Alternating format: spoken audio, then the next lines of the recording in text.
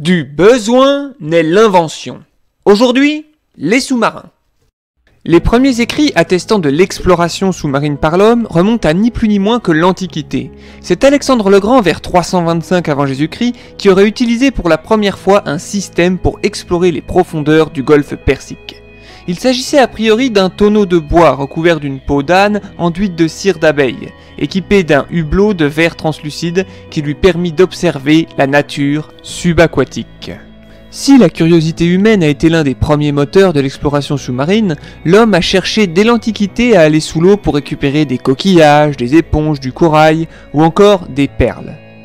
Par la suite, on chercha aussi à récupérer la cargaison des navires ayant sombré. C'était le travail des urinatores, des plongeurs phéniciens, grecs ou romains qui étaient également utilisés en temps de guerre comme des plongeurs de combat pour aller saboter les navires ennemis. Ils sont donc les ancêtres directs de nos commandos marines. Et pour les petits malins, leur nom vient du latin urinare, qui signifiait plonger dans l'eau. Mais après, c'est vrai que si on remonte plus loin aux origines du mot, il est l'une des évolutions de l'indo-européen ur, signifiant eau, qui a aussi évolué en urne, parce qu'à la base c'était un vase qui contenait de la flotte au départ, et en urine, c'est vrai, parce que en effet c'est le résultat du fait de boire de la flotte. L'ironie du sort, ça reste quand même que les urinatores utilisaient des vessies de porc remplis d'air pour pouvoir rester sous l'eau plus longtemps. Ainsi, l'Antiquité aura déjà exploré les trois principales raisons d'aller sous l'eau. Pour la science, avec l'océanographie, dont Alexandre le Grand aura été le pionnier, pour le commerce, avec la récolte de denrées sous-marines, et pour la guerre. Il faudra ensuite attendre le XVe siècle à Venise pour que Roberto Valturio, ingénieur et écrivain, publie un traité technique militaire dans lequel il imagine déjà des systèmes permettant d'aller sous l'eau pour faire la guerre. Il imaginait également tout un tas de machines de guerre, toutes plus badass les unes que les autres.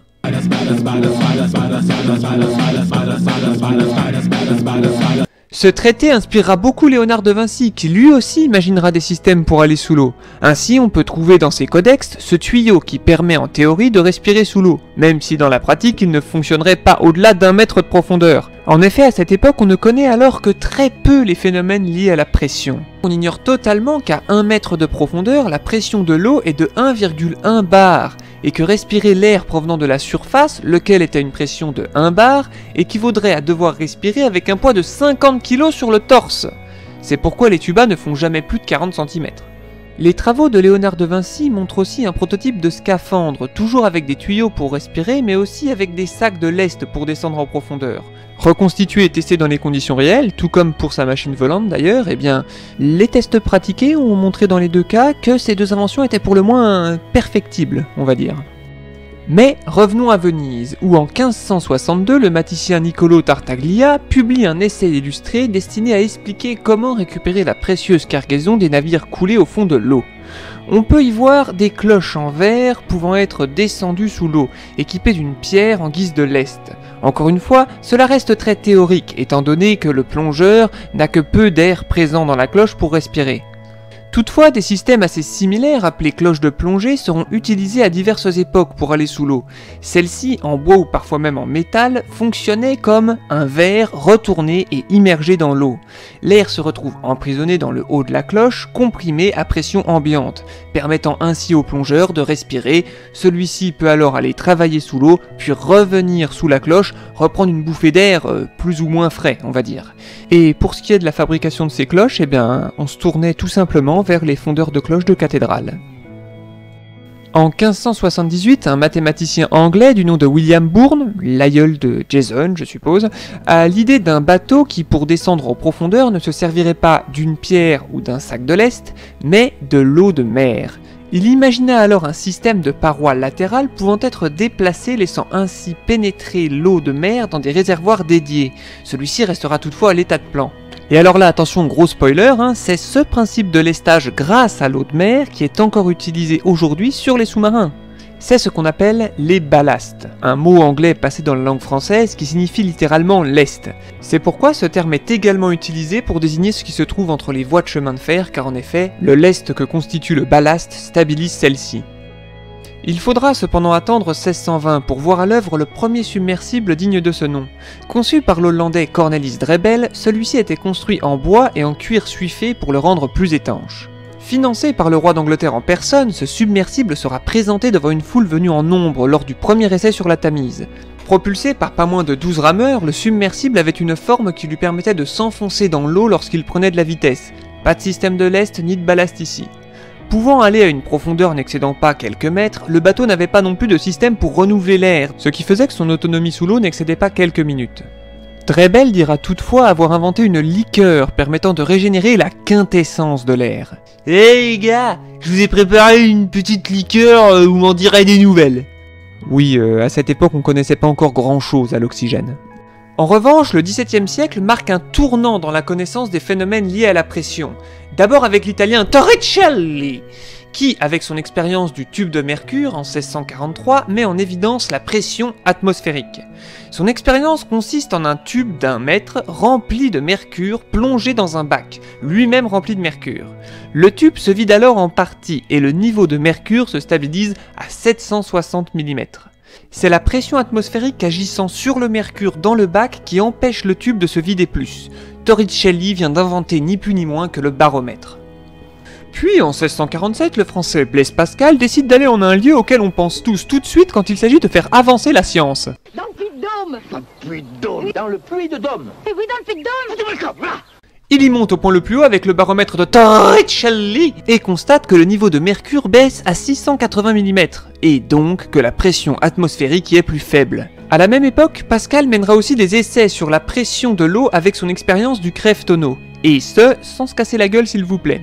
En effet, son expérience consiste en un tube de 10 mètres relié à un tonneau. En remplissant le tube avec seulement 1 litre d'eau, Pascal parvient à percer le tonneau. Il démontre ainsi que la pression de l'eau dépend de la hauteur de la colonne d'eau, ce qui est également le cas sous la mer. Mais revenons à nos prototypes de submersibles. En 1691, l'ingénieur et astronome Edmond Halley, oui, celui qui a donné son nom à la comète, améliore le principe de la cloche de plongée en y ajoutant un casque relié directement à la cloche par un tuyau. Le plongeur portant le masque est alors autonome en air et n'a pas besoin de retourner sous la cloche pour respirer. C'est l'ingénieur français Denis Papin, ami de Halley, qui lui souffle l'idée d'utiliser des tonneaux remplis d'air comprimé pour réapprovisionner la cloche en air frais. Ce système permet de rester plus d'1 heure sous l'eau, mais peut provoquer de bons gros maux de tête dus aux surpressions causées par l'air comprimé.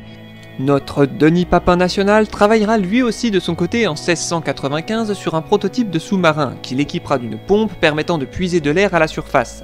Conception qu'il mènera en parallèle à ses innombrables travaux sur les machines fonctionnant à la vapeur d'eau. Dites-vous bien que s'il n'aurait pas été un protestant sans ressources, la révolution industrielle serait sans doute née en France. Mais bon, avec des scies, on coupe des arbres, on fait de la musique, voire les deux en même temps, mais on ne refait pas le monde. C'est à la fin du XVIIIe siècle, durant la guerre d'indépendance des États-Unis, que va apparaître le premier sous-marin militaire fonctionnel, inventé par l'américain David Bushnell, la Tortue. La Tortue est un sous-marin monoplace propulsé à la force des bras et des jambes grâce à une hélice verticale et une hélice horizontale.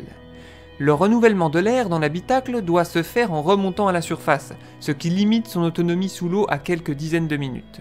Celui-ci est relié à une vis de perforation que le pilote utilise pour fixer le tonneau d'explosifs sous la coque du bateau ennemi. La Tortue n'a alors plus qu'à s'éloigner avant que la charge n'explose. C'est en 1776 que ce sous-marin sera utilisé contre le HMS Aigle, un vaisseau de l'armée britannique. Mais l'opération échouera, le pilote ne parvenant pas à rentrer la vis de fixation dans la coque du bateau qui était doublée de cuivre. Le premier sous-marin militaire de l'histoire n'aura donc fait aucune victime. Mais pour en savoir plus sur l'histoire de la Tortue de façon plus détaillée, je vous invite à jeter un œil à la vidéo du professeur Fromage. 2 décennies plus tard, de l'autre côté de l'Atlantique, Robert Fulton, un ingénieur américain installé en France, propose au Directoire de développer un sous-marin. L'Angleterre est alors en guerre contre la France, sur laquelle elle exerce un blocus militaire. Un sous-marin permettrait alors de forcer le blocus. Mais le Directoire refuse l'invention, en raison du fait qu'elle provoquerait une escalade de la violence. État de fait, mais qui ne sera alors pas du tout un problème pour Napoléon, qui acceptera la proposition de Fulton en 1800. Son sous-marin, nommé le Nautilus, est propulsé grâce à une hélice actionnée par les 3 membres d'équipage. Mais il a la particularité d'être également équipé d'une voile qu'il peut déployer lorsqu'il est en surface. Si elle permet de soulager en partie les bras de l'équipage, elle n'est pas du tout un atout en termes de discrétion. Fulton rencontra Bushnell, l'inventeur de la Tortue, ce qui conduira à reprendre quelques-unes de ses idées, notamment la charge explosive reliée à une vis de perforation. Le sous-marin possède également un gouvernail, des ballastes, des hublots ou encore une ancre. Le prototype sera utilisé en 1800 contre un navire britannique dans la Manche, mais l'attaque se soldera par un échec car il sera repéré à cause de sa voile. Quand la frégate anglaise a repéré le truc, il s'est passé à peu près ça. Le ministère de la Marine donnera alors un avis négatif sur la suite du projet. Mais son nom perdurera dans la littérature à travers le roman de Jules Verne 20 000 lieues sous les mers, dans lequel le capitaine Nemo explore les profondeurs à bord du Nautilus. Même si Jules Verne a sans doute plutôt nommé son sous-marin en référence au nautile, ce mollusque à tentacules vivant dans une grosse coquille en spirale. Ce véritable fossile vivant utilise une technique comparable au ballast. En effet, il possède une poche d'air qu'il peut contracter à l'envie, faisant varier son volume et donc sa flottabilité. En 1851, William Bauer, un artilleur bavarois, a l'idée de remplacer la manivelle par une sorte de cage de hamster géante. J'avais d'abord pensé à une énorme tapette à souris géante. Le Brandtaucher est également traversé d'une longue vis sans fin sur laquelle se trouve un poids permettant de régler l'assiette du sous-marin. Mais l'engin a beaucoup de défauts et coule lors des essais, l'équipage ayant tout juste le temps de s'échapper. Tous les prototypes de sous-marins réalisés jusqu'au milieu du 19e siècle ont pour point commun d'utiliser la force humaine pour avancer. Mais en 1859 débute en France la construction du premier sous-marin propulsé par air comprimé, imaginé par Simon Bourgeois, amiral, et Charles Brun, ingénieur. Équipé de 23 réservoirs d'air comprimé à 12 bars, pour un moteur de 80 chevaux, le plongeur, c'est son nom, faisait 44 mètres de long pour 6 mètres de large. Il pouvait embarquer 12 personnes et il avait la particularité d'être équipé d'une embarcation insubmersible, communiquant avec l'intérieur du sous-marin, permettant l'évacuation de l'équipage en cas de problème. Jules Verne, qui visita le chantier de construction du plongeur, s'en inspirera largement pour créer le Nautilus, et particulièrement sa barque amovible, reprise telle qu'elle avec son fil télégraphique pour communiquer directement avec le sous-marin. Elle permettra d'ailleurs au héros de s'enfuir. Le plongeur débutera ses essais en 1863, l'année qui sera marquée par les premières victimes de la guerre sous-marine. En effet, de l'autre côté de l'Atlantique, la guerre de sécession fait rage et l'idée d'utiliser des sous-marins pour combattre fait son chemin. C'est ainsi que les sudistes s'équipent d'une part du Hunley, un submersible à propulsion humaine embarquant un équipage de 8 hommes, et d'autre part du David, un semi-submersible à propulsion à vapeur embarquant un équipage de 4 hommes. Ces deux modèles ont la particularité de disposer d'une charge explosive au bout d'une perche de 6 mètres. La charge explosant au moment du contact de la perche avec le navire ennemi. C'est ce qui arrivera en 1864 lorsque le Hunley coulera l'USS Housatonic, un navire de l'Union de 1200 tonnes. Mais l'équipage confédéré du sous-marin périra en raison du souffle de l'explosion, provoquant une onde de choc si puissante que leurs poumons éclatèrent sous le choc. Si la machine à vapeur qui équipe le David permet de se passer de la propulsion humaine, elle a l'inconvénient de nécessiter beaucoup d'oxygène pour fonctionner et ne peut donc pas être utilisée en plongée. C'est pourquoi le David est uniquement un semi-submersible. C'est en 1867 que l'ingénieur espagnol Narcís Monturiol tentera de contourner le problème avec l'Icenteo II. Ce sous-marin était équipé d'une machine à vapeur alimentée au charbon lors de la navigation en surface et chauffée à l'aide d'une réaction chimique lors des incursions sous l'eau. La réaction, à base de zinc, de dioxyde de manganèse et de chlorate de potassium, avait l'avantage également de produire de l'oxygène pouvant servir à l'équipage. De son côté, George Garrett, un pasteur britannique, aura l'idée de stocker la vapeur produite lors de la navigation en surface pour propulser le sous-marin en immersion. C'est le Resurgam, construit en 1879. C'est à cette époque qu'apparaissent des équipements clés pour les sous-marins, avec en premier lieu le tube optique, apparu en 1872, l'ancêtre du périscope. Inventé par le major belge d'Audenard, ce tube permet de voir à la surface sans être vu. Il équipera le Drezhweki, un sous-marin russe qui sera le premier à être produit en grande série avec 50 unités. C'est à la même époque qu'apparaissent les torpilles. La Whitehead, conçue par l'ingénieur du même nom, est propulsée par air comprimé, lui permettant d'atteindre les 13 km/h pour une portée de plus de 600 mètres. Son nom lui vient du poisson torpille, un poisson électrique capable de foudroyer ses proies aussi instantanément que l'explosion d'une torpille sur un navire. La dissection des organes électriques de ce poisson servira également d'inspiration pour la mise au point de la première pile électrique, faisant ainsi l'un des exemples de biomimétisme les plus célèbres du 19e siècle. L'invention de la torpille va rebattre les cartes de la guerre navale jusqu'à nos jours. C'est une arme capable d'envoyer de véritables fiertés nationales par le fond, à l'image des cuirassés ayant pris des années à être conçus et construits, et pesant plusieurs dizaines de milliers de tonnes. La torpille va donc durablement changer la donne. D'abord transportées sur de petits navires rapides et maniables, les torpilleurs, les torpilles auront au fait de se retrouver embarquées sur les sous-marins, à l'image de celui inventé par l'ingénieur suédois Nordenfeldt qui concevra en 1886 le premier sous-marin capable de lancer ces fameuses torpilles. Voilà pourquoi une marine nationale disposant que de peu de réserves de métaux préférera construire une dizaine de sous-marins plutôt qu'un seul et unique cuirassé, l'exemple le plus parlant étant celui de l'Allemagne. Dans les années 1880, c'est la fée électricité qui commence à arriver dans les foyers. L'industrialisation des batteries électriques plomb acide permet alors à l'espagnol Isaac Peral de concevoir en 1888 le premier sous-marin à propulsion électrique.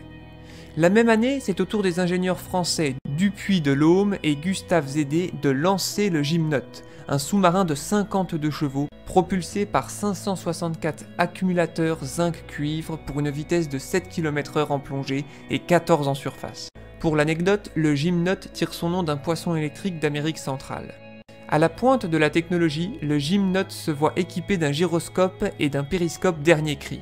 Codifié Q1, il s'agit du premier sous-marin à propulsion conventionnelle, c'est-à-dire électrique de l'armée française. Le pionnier d'une longue lignée qui sera amené à servir la patrie dans les siècles qui arrivent. À l'aube du premier conflit mondial, l'Allemagne ne dispose que de 20 sous-marins en 1914, mais elle va acheter des plans et lancer la production de plus de 300 vaisseaux durant la guerre.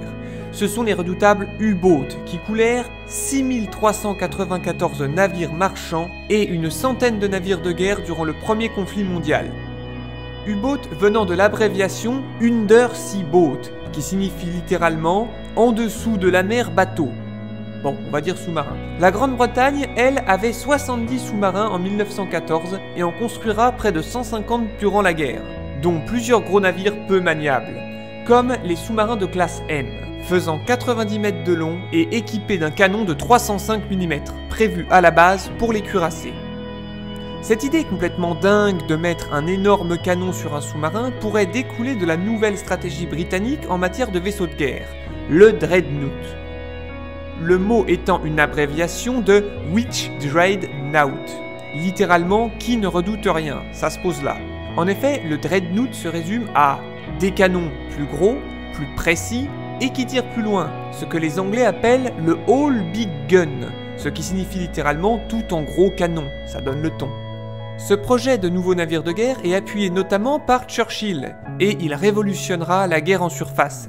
À partir de là, il est donc probable que l'idée a ruisselé jusqu'au sous-marin. Imaginez une énorme pièce d'artillerie qui apparaît d'un seul coup au milieu de nulle part pour tirer à longue distance puis disparaître. Il faut admettre que le sous-marin a cet avantage. Le canon avait une portée effective de 13 km. Il tirait à l'aide d'un simple viseur alors que le sous-marin naviguait avec juste le périscope et le canon qui dépassait à peine au-dessus de l'eau. Ça donnait un truc comme ça.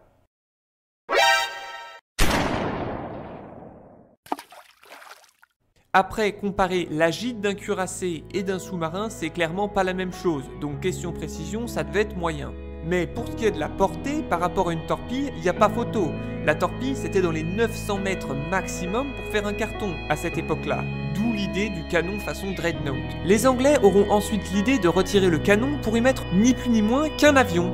Oui, cet avion était un avion de reconnaissance qui volait à la recherche d'objectifs pour le sous-marin, créant ainsi le premier porte-avions sous-marin. Complètement dingue, je sais, mais ce truc a bel et bien existé. On a même des vidéos qui montrent comment il s'y prenait. Tout comme un porte-avions, le sous-marin se mettait face au vent en avançant à toute vitesse, et au signal, l'avion était lancé grâce à une catapulte. Alors, pourquoi foutre un avion dans un sous-marin? Eh bien, tout simplement parce qu'à l'époque où le radar n'existait pas, l'avion pouvait aller faire de la reconnaissance afin de repérer une cible pour son vaisseau mère à des dizaines de kilomètres à la ronde, comme le font les radars aujourd'hui, leur portée étant plus ou moins équivalente. Quant à l'autre modèle de sous-marin anglais, la classe K, qui était à vapeur, long de 103 mètres, avait la particularité que sa plongée en urgence nécessitait tout de même 5 minutes, en raison de la chaudière qui l'équipait, ce qui laissait tout le temps à l'ennemi de pointer, viser avec précision, tirer, recharger, repointer pour ajuster le tir, retirer, puis recharger, etc. Et ça pendant 5 minutes. Un seul sous-marin allemand sera touché par ceux de la classe K. Et encore, celui-ci ne sera pas coulé car la torpille était défectueuse. En revanche, les Britanniques perdront leurs sous-marins K4 et K17 dans la bataille un peu particulière de l'île du Mai en 1918. En effet, la spécificité de cette bataille, c'est qu'il n'y avait tout simplement aucun ennemi face à la perfide Albion. La nuit, le brouillard et le silence radio imposé lors de cet exercice auront suffi à entraîner des collisions en série, endommageant 4 sous-marins, 1 croiseur et coulant 2 sous-marins. 104 hommes périront dans cet accident, qui ne fut révélé au public que dans les années 90. Mais revenons à des conflits impliquant des ennemis, avec la bataille de l'Atlantique, le nom qu'on donne aux combats qui ont eu lieu dans l'Atlantique Nord durant la Première Guerre mondiale, où l'Allemagne mise tout sur les U-boats à cause de 2 choses. Premièrement, la situation géographique de l'Allemagne, qui peut prendre la mer que par ici, sachant que les Anglais les attendent là, et deuxièmement, les ressources limitées en fer. En effet, pourquoi mettre toutes ces réserves de métal qui sont déjà pas bien grosses dans la construction d'un seul gros cuirassé qui va sortir se faire pilonner et couler dès sa première sortie face à l'armada britannique? Alors que pour la même quantité de métal, on peut se faire une belle petite série de sous-marins qui vont passer allègrement sous les cuirassés anglais pour se disperser un peu partout, en particulier sur les lignes de ravitaillement ennemies. Les sous-marins allemands attaquent alors tous les navires, quelle que soit leur nationalité du moment qu'ils naviguent autour de l'Angleterre, militaires comme civils et sans sommation. Des bateaux anglais ayant essayé de frauder en affichant un pavillon de pays neutre. Le truc c'est que pendant la guerre, on utilisait des bateaux civils, en leur mettant des canons dessus pour aider au combat. C'est ce qu'on appelle les croiseurs auxiliaires. Et vu que les Anglais étaient en commerce avec les Américains pour leur acheter un maximum de munitions, les bateaux qui faisaient la navette des États-Unis vers la Grande-Bretagne étaient chargés à bloc de munitions pour contribuer à l'effort de guerre anglais. Ce qui finira d'ailleurs par donner l'idée aux Allemands d'aller directement faire sauter l'entrepôt américain où étaient stockées ces munitions destinées à l'Europe, histoire de gagner du temps. Cet entrepôt, situé sur l'île à côté de la Statue de la Liberté, explosera effectivement, endommageant ad vitam la Statue de la Liberté au niveau du bras. C'est pour ça qu'aujourd'hui, on ne peut pas grimper dans la torche. Mais il faudra plusieurs années avant que les Allemands disent que ce qui était arrivé n'était pas un accident, mais c'était nous. Bon, revenons aux sous-marins. La guerre sous-marine allemande conduira au drame du Lusitania, un paquebot britannique civil ne transportant aucune arme, torpillé par un sous-marin allemand en 1915, causant la mort de 1200 personnes, dont 124 Américains. Cet épisode marquera profondément l'opinion américaine et participera à l'entrée en guerre des USA en 1917. Dans les faits, les Anglais mettront plus de 70 ans à admettre que dans les cales du Lusitania, il y avait effectivement des munitions. Bref, face à ces attaques incessantes, les Alliés mettront en place des techniques défensives à l'instar des convois pour protéger les navires marchands. Mais avant les convois, protégés par de multiples escorteurs, les Anglais avaient aussi inventé des, pour faire simple, navires farceurs, les Q-ships. Voilà comment ça se passait. Le sous-marin allemand voit un navire marchand, tout ce qu'il y a de plus banal et inoffensif, en plein milieu d'une route marchande, de surcroît avec le drapeau d'une compagnie commerciale britannique. Le sous-marin, alors pour économiser ses torpilles, fait surface et se rapproche tranquillement du navire marchand tout en armant son canon de pont. « Hey, prends ton temps Gustave, regarde, il panique en face !» Et soudain, au moment où le sous-marin allemand était le plus proche du navire marchand, toutes les cloisons de celui-ci s'abaissent pour laisser apparaître une rangée de mitrailleuses, de canons et de tubes lance-torpilles. Oh my God! Généralement, c'est à ce moment-là que les soldats en civil qui avaient pour mission de faire semblant de paniquer se tournent tous vers le sous-marin allemand en lui faisant des doigts avec un grand sourire tout en disant « Niqué !» N'empêche, des sous-mariniers allemands ont dû se dire « Ah, on n'aurait pas dû leur faire le coup du Carmagna l'année dernière !» Et oui, parce que si les Anglais ont déployé les Q-ships en 1915, c'est peut-être parce qu'ils se sont inspirés en partie d'une farce que avaient essayé de leur faire les Allemands en 1914. En effet, les Allemands s'étaient dit « Tiens, on a un de nos paquebots qui ressemble pas mal à un paquebot britannique qui s'appelle le Carmagna.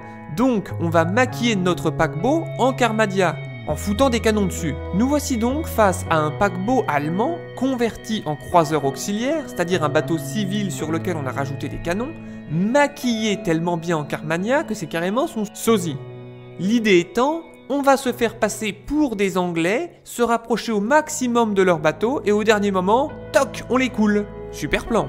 Le Carmania de contrefaçon fait donc sa première sortie en quête d'un bateau britannique à piéger. Et ce qui doit arriver arrive, le Carmania de contrefaçon tombe sur un navire anglais. Sur le navire anglais, il y a l'officier de bord qui prévient le capitaine. « Navire anglais en vue !» Le capitaine demande alors « C'est qui ?» C'est là que l'officier répond « Ben, c'est nous. » Figurez-vous que le véritable Carmania vient de tomber nez à nez avec sa contrefaçon.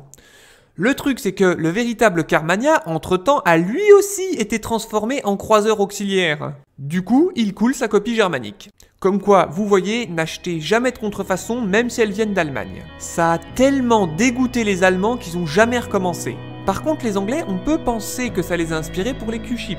Et ces Q-ships seront très efficaces parce qu'ils couleront 10% des sous-marins allemands pendant la Première Guerre. Après, pourquoi ce drôle de nom, Q-ship? Eh ben, ces bateaux doivent leur nom à la base de Queenstown, qui était leur port d'attache. Et pour la petite histoire, les Q-ships donneront leur nom à Mr. Q dans James Bond, le fameux scientifique qui cache des armes dans des objets d'apparence inoffensive. Sinon, pour faire face aux sous-marins, il y a aussi une autre technique, camoufler le bateau. Bon, ok, on le voit toujours. En même temps, c'est un camouflage bien particulier. C'est le camouflage disruptif. Je m'explique. Pour lancer une torpille, le sous-marin doit estimer rapidement la distance, le cap et la vitesse de sa cible. En effet, la faible vitesse des torpilles oblige à anticiper la position du navire au moment où il croisera la trajectoire de la torpille. Et dans le cas présent, les peintures très contrastées empêchent de distinguer la véritable forme du navire, où il est, et même de savoir où est l'avant et où est l'arrière. Il est où le cucu? Elle est où la tétette? La tétette, cucu. Ah non. En plus, ça rend plus dur de dire si le bateau s'approche ou s'éloigne. Ainsi, à partir de 1917, en l'espace d'un an, plus de 4400 navires civils ou militaires ont été repeints selon les méthodes s'inspirant directement du cubisme. Cette technique initiée en 1907 par Picasso. Le cubisme pour échapper aux torpilles allemandes. Quand l'art devient une forme de défense, mais au sens littéral. Plus classique, mais plus colossal aussi, on peut citer également le barrage de Douvres, qui empêchait le passage des sous-marins par le Pas-de-Calais, grâce à des filets et à des mines. Un dispositif similaire a été mis en place entre l'Écosse et la Norvège. Au total, on sera dans les 6500 navires de tout type coulés durant cette guerre. Le premier conflit mondial aura démontré que les sous-marins, encore considérés comme une technologie expérimentale, au même titre que la torpille, s'est révélé être une arme pouvant jouer un rôle décisif, ce qui fera du sous-marin et de la torpille une arme incontournable durant la Seconde Guerre mondiale. Alors que le monde entier plonge dans le XXe siècle, les sous-marins continuent de se perfectionner. Après le sous-marin électrique Gymnote, que nous avons vu dans la précédente vidéo, la France lance le Gustave Zédé en 1893. C'est le deuxième sous-marin à propulsion conventionnelle de l'armée française. Il peut alors atteindre 15 km/h en plongée. Initialement nommé Sirène, il sera rebaptisé Gustave Zédé en hommage à son concepteur mort précédemment. Ainsi, en 1901, c'est le président de la République en personne, Émile Loubet, qui effectuera une plongée à bord du sous-marin dans la rade de Toulon. Pendant ce temps, de l'autre côté de la Manche, un Irlandais, John Philip Holland, est introduit par son frère dans une organisation luttant contre l'occupation britannique en Irlande. Il a alors l'idée de développer ni plus ni moins qu'un sous-marin pour détruire les navires britanniques. Enchaînant les prototypes, c'est au bout du 6e qu'il décide de combiner un moteur électrique pour aller sous l'eau et un moteur à essence pour deux choses, à la fois la navigation en surface, mais aussi et surtout pour recharger les batteries afin de pouvoir replonger. Plusieurs fois lauréat d'un concours organisé par la marine américaine, son 6e prototype est finalement acheté par l'US Navy en 1900, après que celui-ci ait été équipé de lance-torpilles. Il est le premier sous-marin à propulsion conventionnelle de l'armée américaine. Ironie de l'histoire, Holland aura développé les premiers sous-marins modernes, des marines à la fois américaines, japonaises et britanniques. Pendant ce temps, en 1899, la France continue sur sa lancée avec le Morse, un sous-marin électrique. Celui-ci présente deux inconvénients, une autonomie réduite car entièrement électrique et une coque ronde qui résiste bien à la pression certes mais qui n'est pas bien adaptée à la navigation en surface. On peut aisément imaginer le tangage comme un cigare roulant sur une table. C'est le polytechnicien Maxime Laubeuf qui, répondant à un concours lancé par le ministère de la Marine, a l'idée de créer un sous-marin adapté aussi bien à la surface qu'à la plongée. Il s'agit du Narval, lancé en 1899, un sous-marin mêlant vapeur et électricité permettant dès lors une plus grande autonomie. Mais ce qui retiendra encore plus l'attention du jury du concours, c'est la forme proposée par Laubeuf.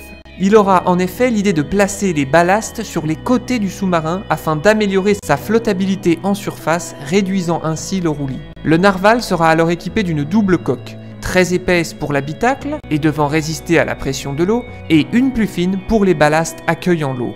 On parle alors de submersible, un navire de surface pouvant plonger sous l'eau. Pour la petite histoire, Laubeuf aura l'occasion d'assister en 1912 à une opération unique au monde, le chargement d'un sous-marin à bord d'un navire. Celui-ci, construit à Bordeaux et spécialement conçu pour le transport de submersibles, portait un nom pour le moins approprié, le Kangourou.